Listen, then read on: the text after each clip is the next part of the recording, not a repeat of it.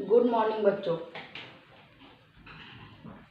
मैं आपको पढ़ा रही थी रासायनिक अभिक्रियाएं एवं समीकरण। जो इस वीडियो को पहली बार देख रहे हैं तो मैं उनको बता दूं कि मैं 10th क्लास का साइंस पढ़ा रही हूं, जिसमें कि पहला पार्ट लेके हम लोग चल रहे हैं रासायनिक अभिक्रियाएं एवं समीकरण। मैंने आज से पहले 2 वीडियो में अपने इससे पहले के रासायनिक अभिक्रियाएं और समीकरण के बारे में आपको बताया था। ठीक है, तो रासायनिक अभिक्रियाएं और समीकरण को मैं बता चुकी हूँ, फिर भी मैं आपको एक बार जनरली ऐसे बता दे रही हूँ कि रासायनिक अभिक्रियाएं क्या क्या होती हैं। आपके दैनिक जीवन में भी कई सारी रासायनिक अभिक्रियाएं होती हैं, जैसे कि हमारा भोजन का बनना, भोजन का पाचन हो गया। ठीक है, श्वसन हमारा हो गया कि हम लोग सांस लेते हैं छोड़ते हैं, और हमारा श्वसन की भी क्रिया एक रासायनिक अभिक्रिया हो गई। ठीक है, दूध से दही बनना, ये सारी हमारी रासायनिक अभिक्रियाएं होती हैं। तो जो भी एक रासायनिक अभिक्रिया होती है, उसको अगर हम किसी प्रतीकों या सूत्रों में या रासायनिक रूप से जब हम लिखते हैं तो उसको एक समीकरण देते हैं, जिसको हम लोग रासायनिक समीकरण कहते हैं। ये मैंने आपको पहले बता दिया था। ठीक है, उम्मीद है वो आपको समझ में आया होगा। तो आज हम लोग उसी के आगे अब हम लेके चलते हैं रासायनिक समीकरण को लिखना, कि हम लोग किसी भी रासायनिक जो समीकरण होती है उसको किस तरह से लिखते हैं। रासायनिक समीकरण को लिखना। ठीक है, ये अब हम पढ़ेंगे। अगला हमारा ये टॉपिक है कि रासायनिक समीकरण को लिखना। कोई भी रासायनिक जो समीकरण हम लिखते हैं तो वो क्या दर्शाता है, कि हम वो क्या निरूपित करता है। तो रासायनिक समीकरण जो होता है वो कोई भी जो हमारी अभिक्रिया हो रही है रासायनिक, वो उसको निरूपित करता है या दर्शाता है। तो क्या होगा, ये रासायनिक समीकरण जो होती है हमारी, रासायनिक समीकरण किसी भी रासायनिक अभिक्रिया को दर्शाता है। रासायनिक अभिक्रिया को दर्शाता है या निरूपित करता है। ठीक है, ठीक, उसी को हम लोग रासायनिक समीकरण कहते हैं। तो जैसे कि हमने एक एग्जाम्पल लेके हम चल रहे हैं, ये देखिए, हम इसमें एक एग्जाम्पल लेके चल रहे हैं मैग्नीशियम का। ठीक है, मैग्नीशियम जब ऑक्सीजन से क्रिया करता है तो हमारा क्या बनता है, मैग्नीशियम ऑक्साइड। ये देखिए MgO, इसको हम लोग क्या सूत्र में लिखते हैं, MgO। ये हमारी एक रासायनिक समीकरण है जो कि हमारी रासायनिक अभिक्रिया को दर्शाता है। इसकी रासायनिक अभिक्रिया क्या होगी कि मैग्नीशियम जो होता है वो ऑक्सीजन से जब क्रिया करता है तो मैग्नीशियम डाइऑक्साइड बनाता है, मैग्नीशियम ऑक्साइड बनाता है, सॉरी। ठीक है, तो हमारी उस अभिक्रिया को ये समीकरण द्वारा हमने निरूपित या दर्शाया है। ठीक है, अब हमारी ये समीकरण तो है लिखी हुई, तो आप ये देखिए कि हमारी जो ये समीकरण है, ठीक है, तो अब हम ये देखेंगे कि इसके जो परमाणु हैं, ये जो हमारा ये तीर लगा हुआ है, ये देखिए, ये हमारा ये तीर लगा हुआ है, इसके दाईं और बाईं ओर आप ये देखिए कि इसमें परमाणुओं की प्रत्येक जो हमारा एटम है ये उसकी देखिए आप प्रत्येक जो भी हमारा भाग ले रहा है, जो भी तो तत्व, उसका परमाणु इधर और इधर देखिए बराबर है कि नहीं। जैसे मैग्नीशियम का देखिए, इधर मैग्नीशियम का एक है परमाणु है, इधर एक है। चलो, मैग्नीशियम का तो हमारा बराबर है, ये देखिए मैग्नीशियम का हमारा बराबर है। फिर ऑक्सीजन के यहाँ पे कितने परमाणु या एटम है, 2, इधर कितना है, 1। तो हमारा ये देखिए, ये और ये हमारा देखिए, ये हमारे बराबर नहीं है। यही होती है समीकरण को देखने के लिए कि हमारे जो कोई भी समीकरण हुई उसमें दोनों तरफ, उसके दाईं और बाईं या लेफ्ट एंड राइट जो होता है हमारा, दोनों तरफ लेफ्ट और राइट में देखने पर ये देखते हैं कि हमारे दोनों तरफ जो होते हैं परमाणु बराबर हैं कि नहीं हैं। तो इसीलिए जो होती है, तो आपको मैंने ये बताया था कि इस समीकरण को हम लोग असंतुलित समीकरण कहते हैं। क्या कहते हैं, असंतुलित समीकरण, जिसमें हमारे दोनों तरफ के परमाणु बराबर नहीं होते हैं, उसको हम लोग बोलते हैं असंतुलित समीकरण। असंतुलित समीकरण को हम लोग क्या बोलते हैं, ऐसी समीकरण को हम लोग कंकाली समीकरण कहा जाता है। जो हमारी समीकरण असंतुलित होती है उसको क्या बोलते हैं? कंकाली समीकरण।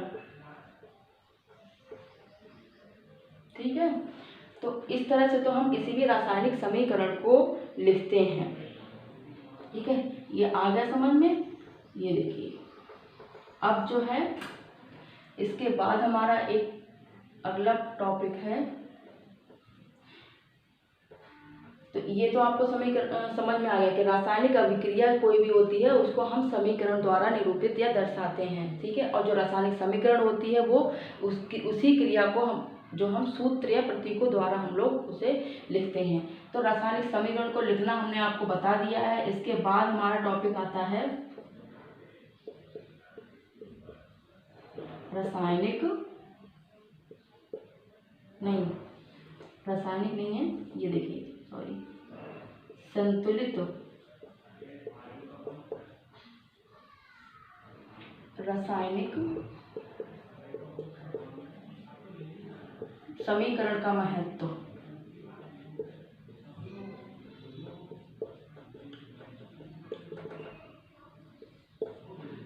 संतुलित रासायनिक समीकरण का महत्व। असंतुलित समीकरण को मैंने आपको बता दिया था कि असंतुलित समीकरण कौन सी होती है।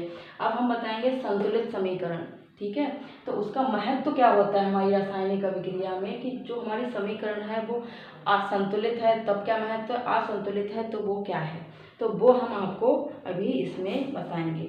कोई भी रासायनिक अभिक्रिया होती है, रासायनिक अभिक्रिया के पहले, यानी कि जब वो हमारी रासायनिक अभिक्रिया शुरू होती है उससे पहले, रासायनिक अभिक्रिया के पहले एवं उसके बाद प्रत्येक तत्व के परमाणुओं की जो हमारी संख्या होती है वो समान रहती है। जो कोई भी रासायनिक अभिक्रिया होती है वो हमारी जब अभिक्रिया शुरू होती है उससे पहले और जब वो अभिक्रिया हमारी हो जाती है उसके बाद में परमाणुओं की संख्या हमारी समान रहनी चाहिए, तभी वो हमारी समीकरण सही मानी जाती है। ठीक है, वो उसको कैसे देखते हैं वो मैंने आपको अभी बताया था। ठीक है, तो वो जो हमारा मैग्नीशियम और ऑक्सीजन जो हम क्रिया करा रहे थे वो तो आपको पता लग गया कि वो हमारी असंतुलित समीकरण है, वो संतुलित समीकरण नहीं है। तो हम इसका एक एग्जाम्पल लेके चलते हैं संतुलित समीकरण का, जिंक का। देखिए, जो हमारी जिंक होता है वो जिंक सल्फ्यूरिक एसिड से, जो हमारा जिंक है, जिंक सल्फ्यूरिक एसिड से जब हमारा क्रिया करता है तो क्या बनाता है, जिंक सल्फेट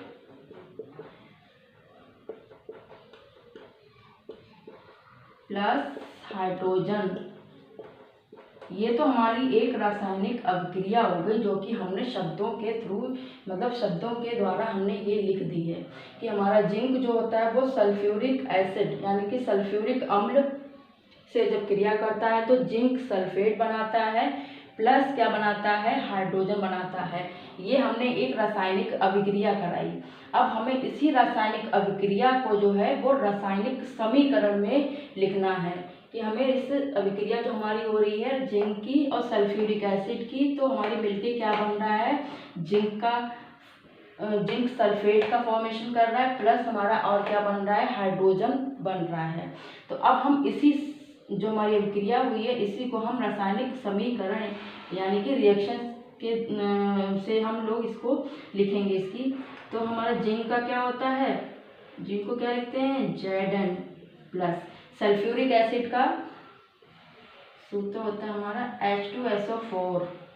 ठीक, फिर हमारी ये क्रिया हुई इससे जिंक की सल्फ्यूरिक एसिड से, तो हमारा बना जिंक सल्फेट। अब जिंक सल्फेट का क्या होता है, ZnSO4 प्लस हाइड्रोजन H2। ठीक है, तो हमारा ये बना। तो अब ये देखिए, जिंक में जब सल्फ्यूरिक एसिड से रिएक्शन हुआ तो हमारा जिंक सल्फेट बना और प्लस हाइड्रोजन हमारा निकला। ठीक है, अब हम देखते हैं कि दोनों तरफ दाईं और बाईं, लेफ्ट एंड राइट तरफ हम लोग देख रहे हैं कि अब हम इसमें परमाणु चेक करेंगे। जब हमारे परमाणु दोनों तरफ हर एटम के बराबर होंगे तब हम देखेंगे कि हमारी समीकरण संतुलित होगी, यानी कि बैलेंस्ड होगी। अगर हमारे दोनों तरफ के जो परमाणु हैं वो अगर हमारे बराबर नहीं होंगे तो वो हमारी समीकरण असंतुलित होगी। तो हम चेक करते हैं, ये देखिए जिंक सबसे पहले आता है। जिंक को देख रहे हैं हम, तो इधर जिंक के कितने हैं, एक ही है, देखिए सिर्फ जिंक। इधर जिंक Zn कहाँ है, देखिए सिर्फ एक ही है, तो ये हमारा जिंक तो हमारा बराबर है। अब हम देखेंगे हाइड्रोजन आ रहा है, हाइड्रोजन को हम देखते हैं। ये देखिए हाइड्रोजन को डबल लाइन से देख लेते हैं, ठीक है, हमें पता रहेगा कि हमारा ये अलग अलग है। हाइड्रोजन के कितने H बना है, तो H के आगे कितने लिखे हैं, ये 2, देखो तो H2 है, तो H2। इधर देखिए नहीं है कहीं हाइड्रोजन, ये है देखिए H2, ये भी हमारा बराबर है। फिर हम देखते हैं, ये देखिए S, ये 3 लेन बना लो, देखो चलो याद रहेगा। S देखिए कितने S के इधर कुछ नहीं है ना, देखिए सल्फर जो हमारा देखिए बिल्कुल एक ही है, इधर सल्फर एक ही है। फिर ऑक्सीजन, ऑक्सीजन के हमारे कितने हैं एटम, देखिए 4, इधर हमारे इधर भी देखिए 4, इसको हम तीर से कर लो, तीर दिखा लो, ठीक। तो बिल्कुल हमारी ये जो समीकरण है बिल्कुल संतुलित है। इधर भी जितने परमाणु हैं उतने ही इधर हैं हमारे परमाणु। तो हमारी ये जो समीकरण है ये हमारी समीकरण संतुलित समीकरण है। ये मैंने आपको देखिए बता दिया कि असंतुलित समीकरण कौन सी थी और संतुलित समीकरण कौन सी है। ये संतुलित समीकरण तो है, लेकिन मैंने अभी आपको बता भी चुकी थी, फिर से मैं अभी आपको दोबारा बता दे रही हूँ कि इसमें भौतिक अवस्थाएं भी दिखानी जरूरी होती हैं, तभी वो ठीक तरह से संतुलित हमारी समीकरण होती है। भौतिक अवस्थाएं कौन कौन सी होती हैं, जैसे कि सॉलिड, सॉलिड क्या होता है, ठोस, इसको क्या दिखाते हैं S। फिर लिक्विड, ठीक है, ये L। फिर क्या होता है गैस, ये G। और फिर एक्वस, ये हमारा इसको लिखते हैं AQ से।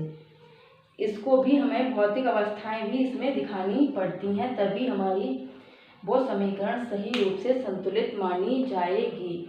तो ये तो मैंने आपको बता दिया कि रासायनिक समीकरण को किस तरह से लिखा जाता है, रासायनिक समीकरण संतुलित जो हमारी रासायनिक समीकरण होती है उसका क्या महत्व है, क्यों वो हमारी संतुलित समीकरण मानी जाती है, ठीक है। तो ये मुझे लग रहा है आप लोगों को समझ में आ गया होगा। अच्छा, ये सॉलिड और ये भौतिक अवस्थाएं दिखाने के लिए मैं आपको बता दे रही हूँ। ये देखिए, ये हमारी समीकरण संतुलित है, ये देखिए, ठीक है।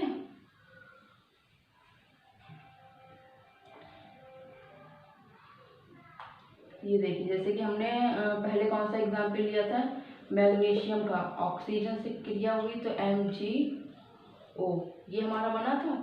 इसको हम भौतिक अवस्था में कैसे लिखेंगे कि अगर कोई चीज़ सॉलिड है तो उसको हम S लिख देंगे, ठीक है, लिक्विड है तो L लिख देंगे, गैस है तो G लिख देंगे, और एक्वस यानी कि जलीय विलयन है तो AQ लिख देंगे। जैसे ये तुम्हारी ऑक्सीजन और ये मैग्नीशियम क्या है, गैस है, तो हमने ये G लिख दिया, ये G लिख दिया, ठीक है। और ये हमारा क्या बना, सॉलिड बन गया MgO।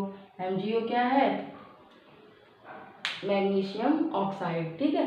तो इस तरह से लिखी जब जाती है तो हमारी ये भौतिक अवस्थाएं कहलाती हैं इस तरह से, ठीक है।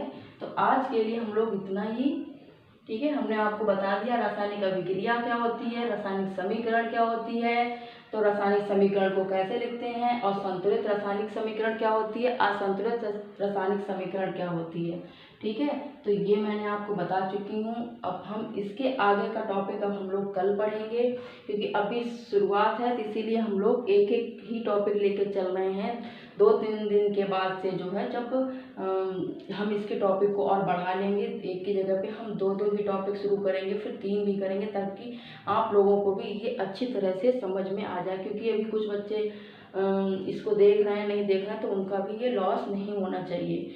तो आज के लिए हम लोग यहीं तक पढ़ते हैं, फिर कल हम इसके आगे का आपको टॉपिक लेके आएंगे, जो कि आपको ये आपको समझ में आ गया होगा। इसके आगे का टॉपिक हम लोग कल पढ़ेंगे, ठीक है।